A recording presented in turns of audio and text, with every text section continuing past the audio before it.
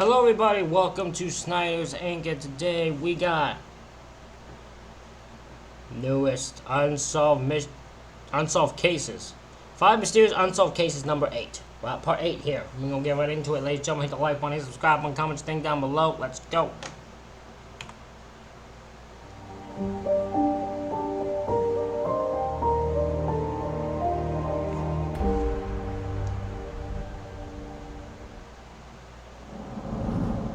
Five Mysterious Unsolved Cases, number 8.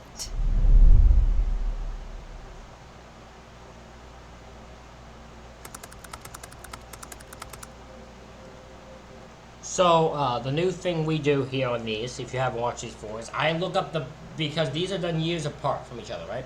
2 years ago, 3 years ago, so far. I look up and see if there's anything new to the cases, because there's one I looked up before and it had something new to me, so...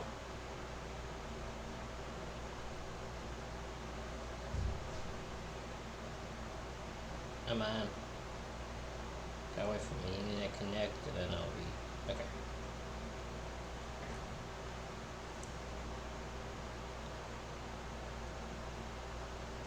Alicia...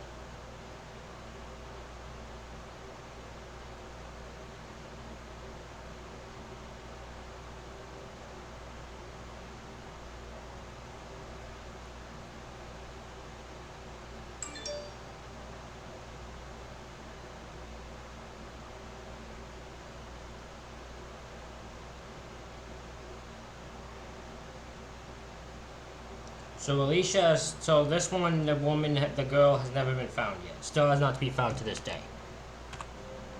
Relisha Rudd was just 8 years old when she was last seen in March 2014. For more than a year before her disappearance, Relisha, her mother, and her 3 younger brothers had been living in a homeless shelter in Washington, D.C., alongside hundreds of other families. 51-year-old Khalil Tatum worked at the shelter as a janitor. He had former felony convictions for breaking and entering, burglary, and larceny. Tatum had grown close to Relisha and her family over the course of their stay.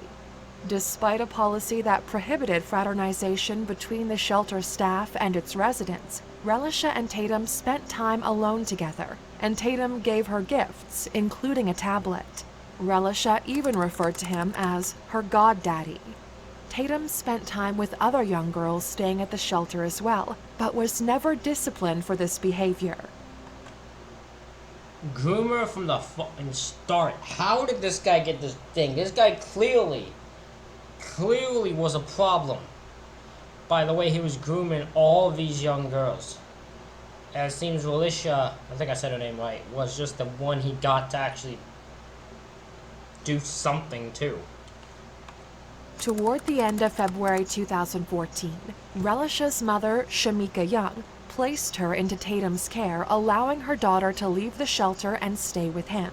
Young was reportedly unhappy with the conditions at the shelter and may have been trying to give Relisha a better life. But once Tatum took over caring for the 8-year-old, she began to miss school at an alarming rate. When school officials spoke to Young about the absences, she told them Relisha was being cared for by the man she called Dr. Tatum. When they called Tatum, he said he was treating Relisha for neurological issues. By March 19th, Relisha had been absent from school over 30 times. When Child Services arranged to meet with Tatum, he never showed. It was at this time social workers learned that Tatum wasn't a doctor at all and contacted the police. Young told investigators that Tatum and her daughter were attending a medical conference in Atlanta and that she'd spoken to Relisha on the phone on March 17th. Young was convinced her daughter was safe and declined to file a police report, even though Tatum could not be reached on his cell phone and the D.C. apartment he had shared with his wife was empty. A missing persons investigation was... I am suspicious of this mother. I don't know what happened, but I am suspicious of her. I think she knows more than she's saying. There is definitely more to this thing, and I think that mom needs to be investigated. was launched. security footage of Tatum and Relisha was discovered at the Holiday Inn Express in Northeast DC. The two could be seen walking down a hallway at the hotel on February 26th. Both Tatum and Relisha look at ease in this footage. They're each carrying a shopping bag and walking at a leisurely pace, and nothing seems out of the ordinary. A passerby would likely assume they were father and daughter. Footage from March 1st showed the pair in a similar situation, walking to a hotel room at the Days Inn. This video is the last confirmed sighting of Relisha. When Tatum's wife Andrea was... Do you never so the camera never picks them up leaving? Or does the camera only work at certain days, certain times? So how did it never capture them leaving? Like, either him leaving or her, both of them leaving. Was found shot to death in a Maryland hotel room. Investigators ramped up their search for both he and Relisha. They learned that at the beginning of March, he had purchased large trash bags, a shovel, and quicklime. On March 31st, Tatum's body was discovered at Kenilworth Park and Aquatic Gardens. He had shot himself with the same gun that killed Andrea. There was no trace of Relisha. Child Services was criticized for waiting so long to take action regarding Relisha's absences from school. The agency had been involved with her family before, finding that the home environment Young created was unsafe, and that she had medically neglected at least one of her children. But it wasn't until Relisha vanished that Young lost custody of her kids. She was also investigated for obstruction of justice due to the statements she had made about where Relisha was, but was never charged. She rarely speaks to... I don't blame her for speaking. Her ass is gonna be criticized as well. I criticize her. Because she knows more than she said. I don't believe her. I don't believe that she has no clue what happened. I don't believe her. I don't buy it. Her reactions and what she says is just something I cannot be convinced of. To the media about Relisha's disappearance. In a statement to the Washington Post in 2014, Young said, "It's not my fault. I'm tired of laying my head down to get some rest, and I can't even reach out and grab my daughter." Relisha has never been seen or heard from again. Authorities believe she was likely killed by Tatum. Yeah. His purchases in early March indicate he may have planned to get rid of human remains. In 2020, police searched a series of tunnels underneath the shelter, which Tatum would have had knowledge of as the janitor there. Nothing was found, and the young girl's fate is still unknown. Relisha Rudd would now be 15 years old. Okay, I'm gonna be the one asking. There's no way she's alive. There's no way. There's no way she's alive. She has to be deceased. Because of him. There's no way she's alive. No chance. Everything about his stuff makes me believe that. I just can't buy that her mom does not know something. Okay, hold on, let me look up him. I'm just looking these up to see if there's any update. I doubt there is, but you never know. Theo...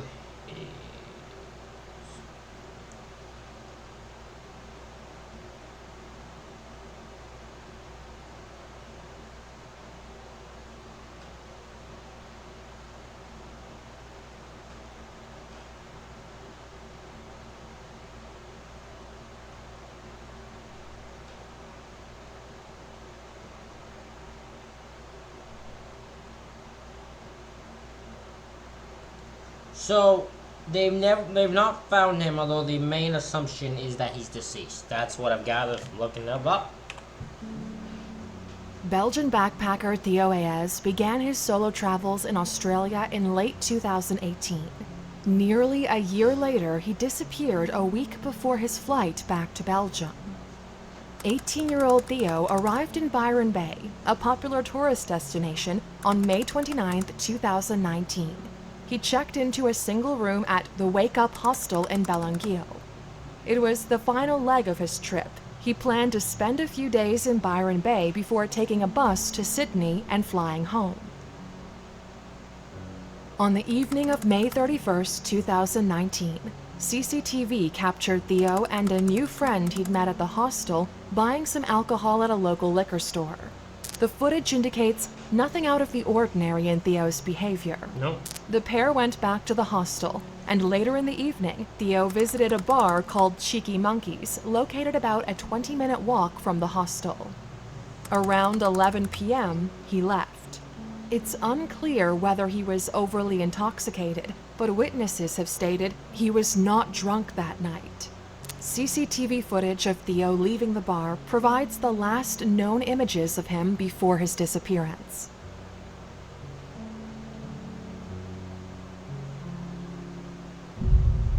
You sure he's not drunk? As he walked away from the bar, Theo used his phone to send several messages to friends, watch a YouTube video, and use Google Maps, presumably to navigate his way back to the hostel, but he never made it there.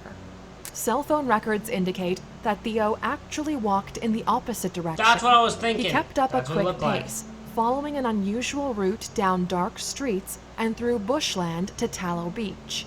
Throughout the journey, Theo was sending and receiving messages. After sending a WhatsApp message to his stepsister shortly before 1 a.m., his phone stopped emitting a signal. My man went so far the opposite direction, he went the other side of the city. He went so far away from the thing, it's not even fun. I don't know where his ass was going. And there's no way Google Maps led him that far. I don't know what he was doing. Theo's family called New South Wales police, reporting they hadn't heard from him. The same day, the hostel where Theo was staying contacted the police as well. His checkout date had been 3 days earlier, but he was nowhere to be found, and his belongings were still in his room. Theo's parents, Laurent Hayes and Vinciane Del Forge, flew to Australia to search for their missing son. Helicopters, divers, rock climbers, dogs, and drones were all used in the extensive hunt for Theo, but to no avail. A month later, a baseball cap was found by searchers at Tallow Beach. It resembled the one Theo was wearing when he was last seen, and his family believe it's his. The official search was called off shortly after this discovery. The final signal that could be traced from his cell phone placed Theo in the area of Cape Byron on June 1st. Authorities theorize that he may have fallen from the cliffs near the lighthouse on Byron Bay, but there's no explanation as to why he traveled away from his hostel to this remote area in the middle of the night. Right? In 2019, the backpacker Theo was seen buying alcohol with, Antoine Van Letemp, told the Daily Telegraph about the night Theo disappeared. He described their trip to the bar. "We went out together after leaving the hostel, and we arrived with some other people from the hostel, and then everyone talked with other people. An hour later, he was kicked out of Cheeky Monkeys." It's not clear why Theo was asked to leave the bar. Some theories suggest he was overly intoxicated, perhaps as the result of a spiked drink, and simply got lost that night. Others wonder if he had an altercation of some kind inside Cheeky Monkeys, which did have a bit of a rough reputation. Theo's whereabouts remain completely unknown, but his family maintains hope that he is alive. They even wonder if he could be being held against his will. His father, Laurent, told me, For what? For what? What would they gain? What would these people get? Because even if the thought was, oh, they think if he was being held against his will, what are they holding him for? For what exactly?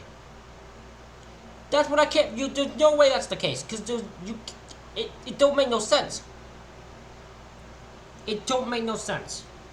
media outlets, "As long as we have not found his body, we keep hope."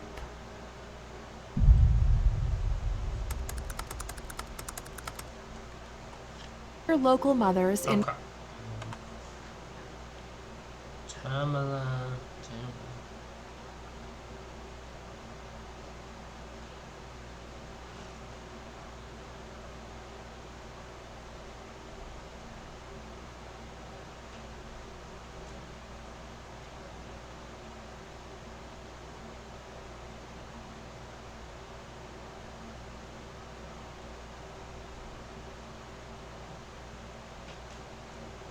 Okay, this one has no answers on it either.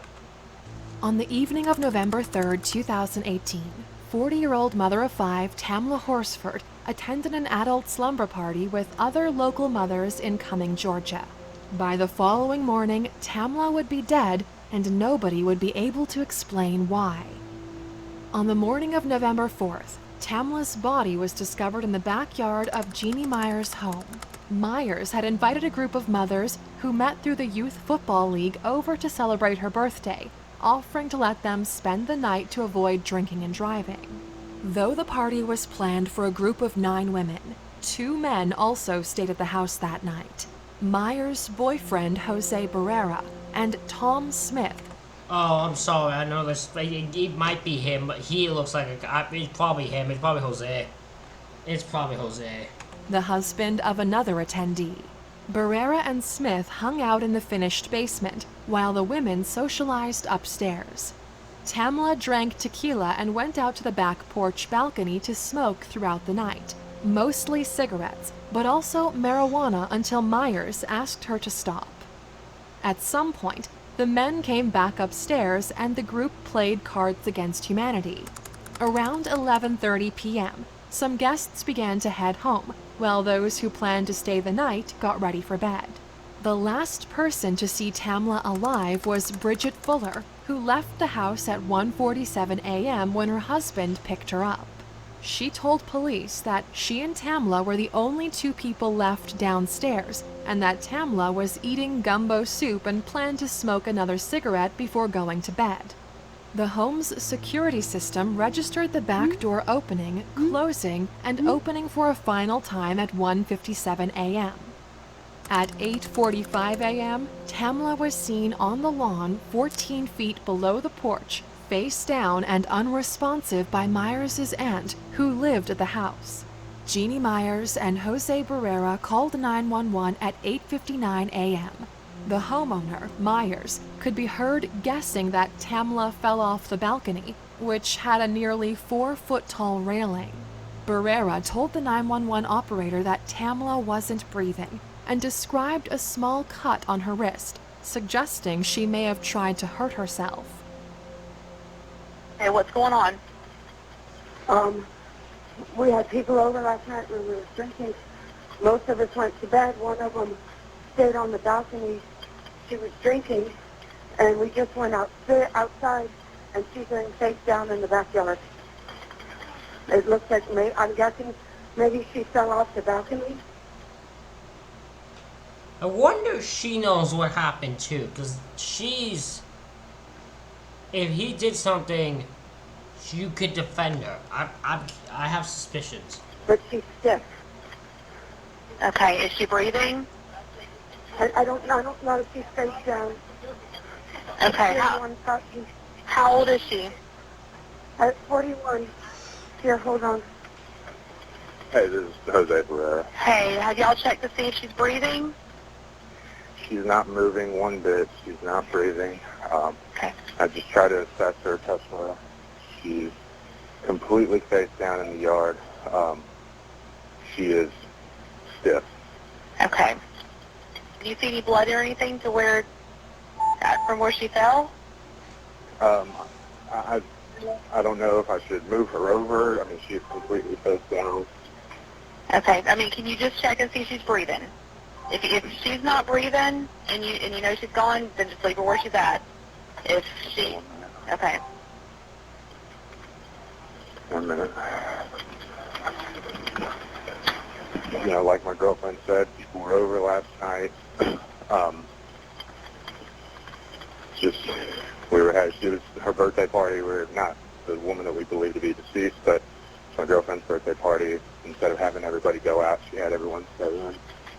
And she was the last one I saw before everybody was typically put off to bed.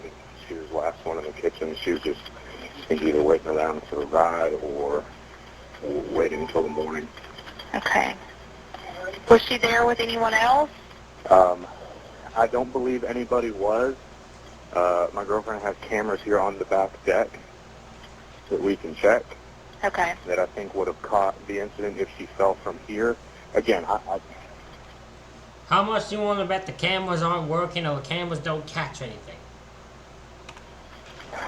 True, I don't know. It's hard to say if she fell from the deck or if she was already downstairs. She was the only Hold on one smoker second. here, and I'm sorry.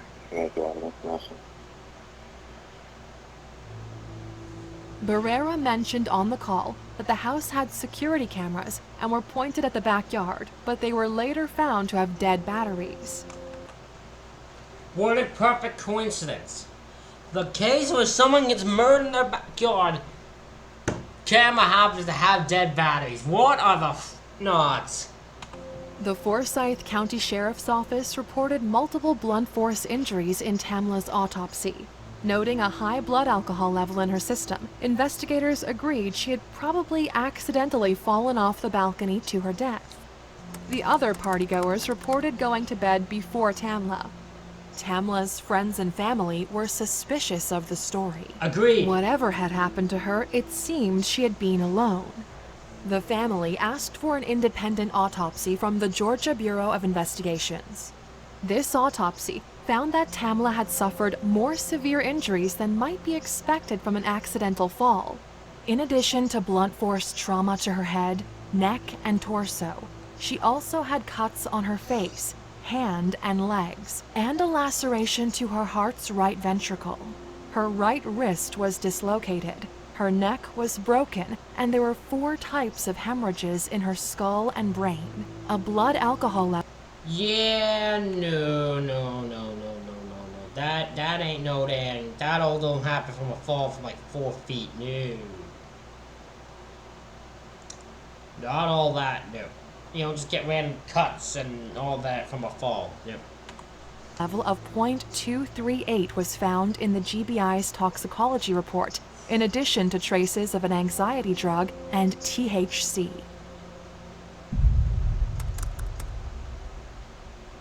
Two months after Tamla's death, Barrera, the man who reported it to 911, was fired from his job as a Forsyth County court officer. For unknown reasons, he had tried multiple times to illegally access the official incident report.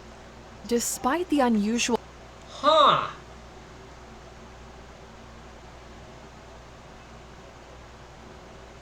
He had tried to get into the incident report multiple times and then getting fired because of it. Told you. If I bet Jose.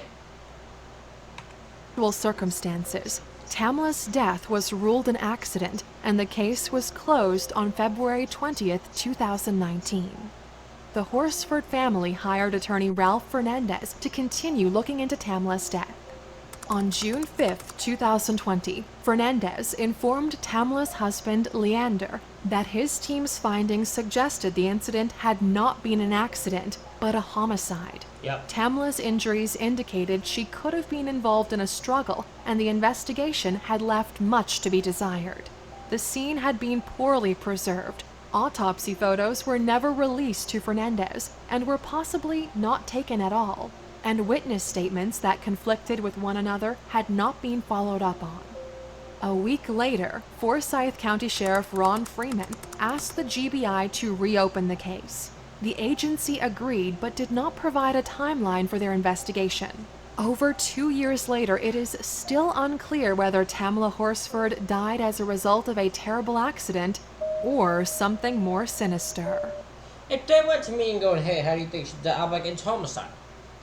All those injuries do not add up to a 4-foot fall. I don't care what anyone says. A 4-foot fall would do some damage to you.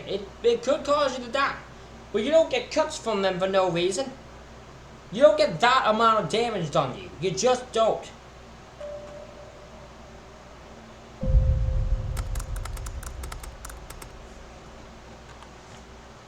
Which one's Trevor D? That sounds familiar. Hold on. Trevor D.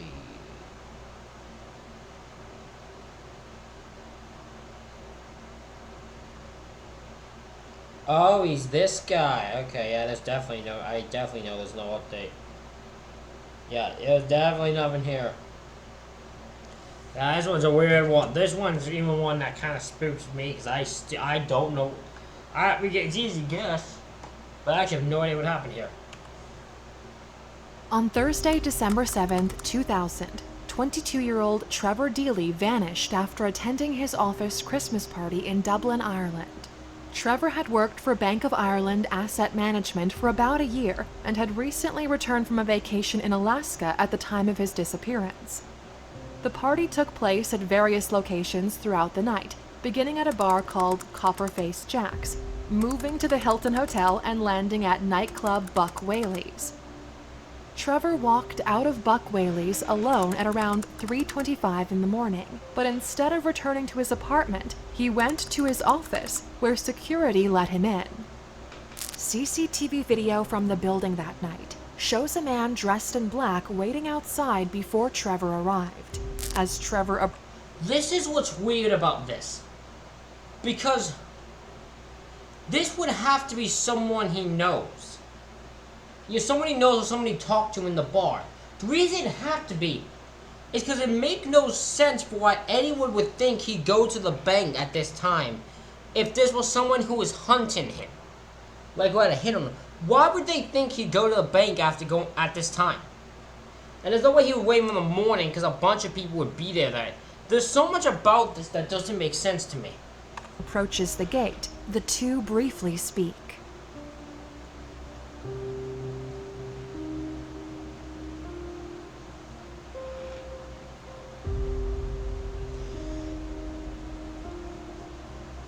While inside the office, Trevor checked his email, gathered some things he needed for the next day's shift, and spoke to Carl Pender, a colleague who was working the night shift. Trevor left the building at 4:03 carrying an umbrella. The man in black was no longer outside. Trevor called a friend as he walked toward his home and left a voicemail the friend described as normal. This was the last time anyone heard from him. Trevor was not reported missing until the following Monday. His absence at work was written off because of the party the night before, and his roommates were out of town over the weekend. Once it was clear Trevor was unaccounted for, his family and friends circulated thousands of leaflets, hung posters throughout Dublin, and went door to door asking for information.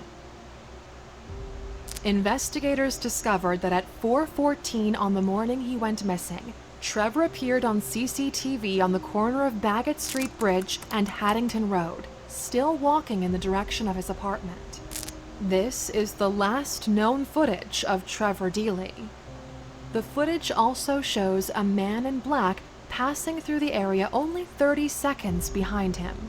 Investigators believe this is the same man who spoke to him outside of the bank. This individual has never come forward, and Trevor has never been seen again. Of course he'd never come forward, because he's the damn killer. Why would he come forward? Was the man in black a stranger? Was he waiting outside the bank for Trevor specifically? Was he the same person seen following behind in the final footage? Or could Trevor have simply fallen into the Grand Canal or the River Dodder as he made his way home through the rain and wind?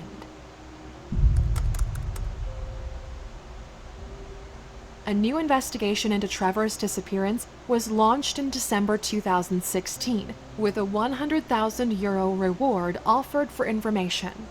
In August 2017, a police informant told investigators Trevor had been murdered by a known criminal involved in drugs and prostitution in the area.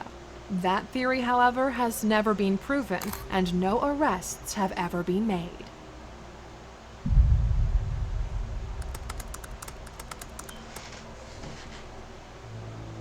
On September 22, 2009,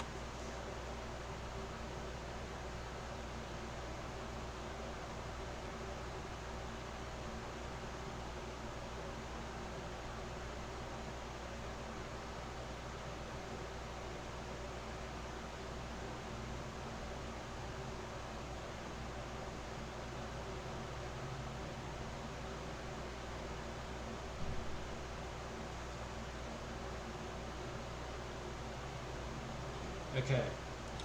This one has no update either. All of these are still unsolved. 19. The naked body of 15-year-old Chan Yin Lam was found floating in the sea off Yau Tong, Hong Kong. A preliminary autopsy found no lacerations, contusions, or sign of any other assault. Investigators suspected Chan's death was a suicide, and her body was quickly cremated. But the incident would soon become the center of a conspiracy theory-fueled mystery. See why? On the afternoon of September 19th, Chan separated from a group. The moment you have a quickly cremated and you don't look into it much and you just say it's a suicide, now that starts the conspiracy theories, because I find that weird and suspicious. With friends at Mayfu Especially if the family don't demand you do it. If you just do it, that's just weird. Station in the Lai Chi Kok area of Hong Kong. She sent a final message on her phone telling some friends she intended to return home, then seemed to vanish into thin air.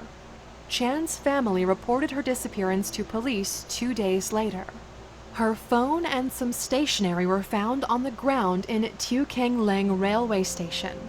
Surveillance footage was soon located that had captured her movements. Chan had left the campus of the youth college at the vocational training school where she was taking classes and walked barefoot in the direction of the nearby waterfront.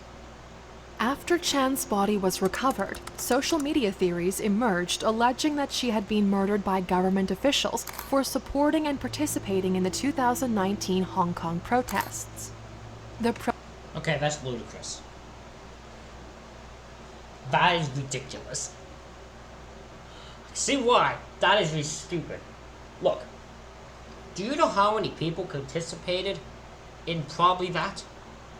Do you think, what makes that girl special? Why does that girl need to be killed compared to everyone else who was there? And everyone else who was fun in that protest? What would make that girl have to be killed? That doesn't add up to me.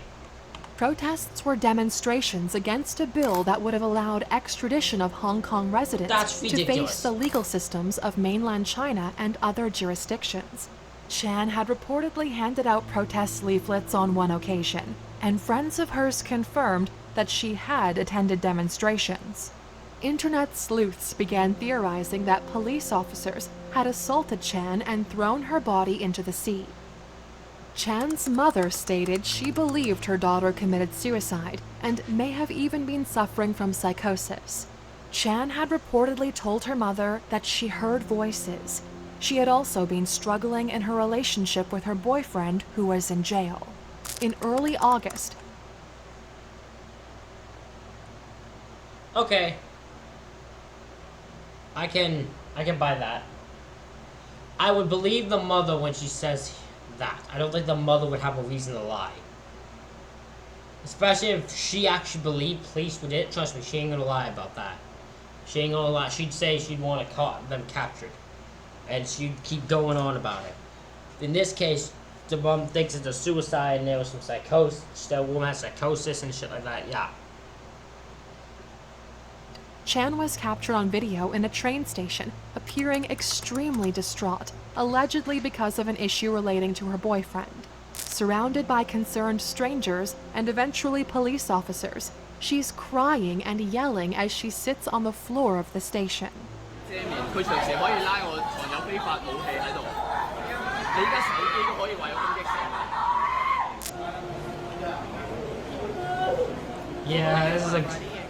Yeah, that is a girl not in her right mind. That is not a girl in her right mind. No way. Yeah, that girl's definitely not in the right state of mind then. Reportedly as a result of her protest participation, Chan had been sent to a juvenile detention center on August 12, 2019, and had stayed there until September 11th. While there, she was charged with property damage after tearing apart some papers. She was due to appear in court for the charge on September. Okay. That is the stupidest thing I've ever heard. This woman was charged to be sent to jail for property damage. For ripping up papers. That is fucking ludicrous. That is insane. That is next level. Jesus. September 20th, and was expected to face a separate charge of assaulting a police officer on September 26th. She had allegedly kicked an officer at Tong Fuk Correctional Institution, where her boyfriend was imprisoned. Despite these details of Chan's struggles in the weeks leading up to her death, doubters were very vocal on social media. Students at Chan's school demanded the release of CCTV footage from the day she was last seen alive. The school eventually made public 16 video clips that show Chan moving around the campus for over an hour on September 19th. In the first few clips, Chan is still wearing her shoes. She appears to remove them after climbing a stairwell and coming back down the stairs barefoot. She's also seen reading from some papers inside an elevator. Chan appears distracted and possibly distraught, and she moves around the school without a clear destination. The teenager fidgets and walks aimlessly.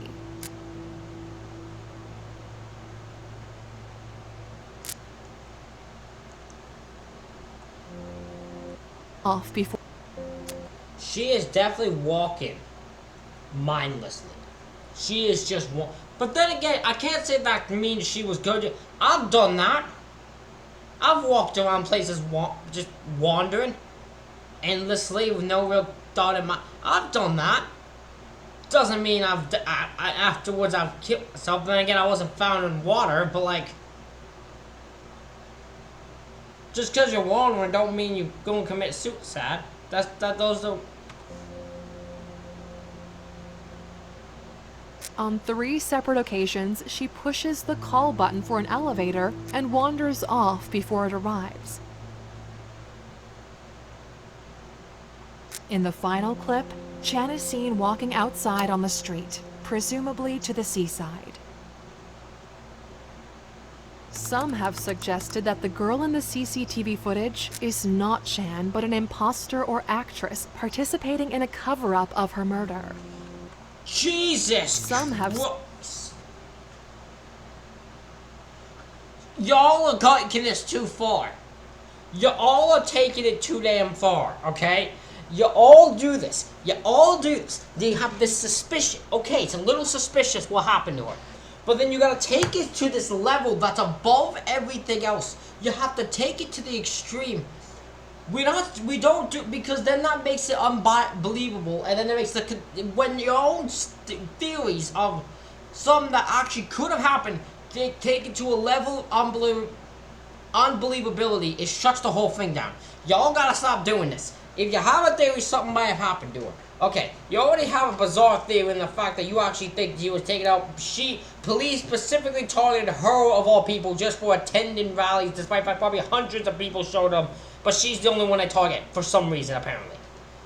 We start with that. Then we go to the point where she is waving around aimlessly in a school. The fact that probably a bunch of people do that too. I've done that in places. It's not that big of a deal. And then we have that the videos she shows, that shows her aimlessly, now apparently on an actor doing it, and it's not actually her. And despite that, it clearly, like... Y'all need to stop doing this. That's all I'm saying. Y'all need to stop. Suggested that the girl in the CCTV footage is not Chan, but an imposter or actress participating in a cover-up of her murder. Armchair detectives have noticed a difference in appearance between the young woman in the videos and photos of Chan seen on her social media accounts and missing poster. I see what I looked up in the news thing. One of the things that I saw when I looked up the news thing says the mother says to stop speculating. Mother says to stop speculating. I see why, because this is fucking insanity. This is insanity. Look. This is already suspicious enough and bizarre. You don't have to make this worse. You don't have to take these CCTV footage as, oh, you gotta make this bit more weird. No, you don't. This is already weird enough. Clearly something's up. Many point out a difference in her eyebrows specifically. Y'all, it's CCTV footage. What are you on all about? You need to stop. They also find it suspicious that Chan's clothes managed to go missing between the time she was last seen and when her body was found in the sea. Interestingly, Chan was an accomplished swimmer. She'd even won swimming awards in the past, which cast doubt on the likelihood that she would choose to die by drowning.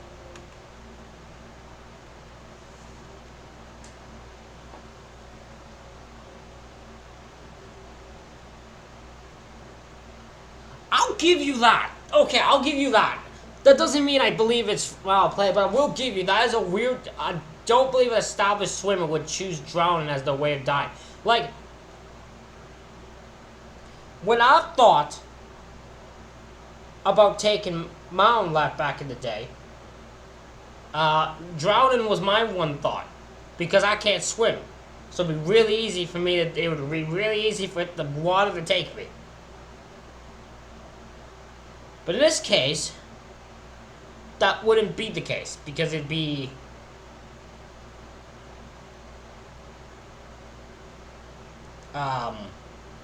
she'd be swimming and her instincts would probably tell her to swim for safety. Yeah, okay, I'll give you that. That one's a little weird. I don't know if that would be how she would choose to take her life there. Despite the suspicion that surrounds Chan's death, her family and friends have positively identified her in the released clips, Yeah. and those closest to her seem to accept that she simply took her own life. Sadly, it looks like we will never know for sure what really happened to Chan Yin Lam. Ladies and gentlemen, that is it for this reaction video. Let me know what you think in the comments. Hit the like button, hit the subscribe button. Thank you all for watching. I'll see y'all for the next one.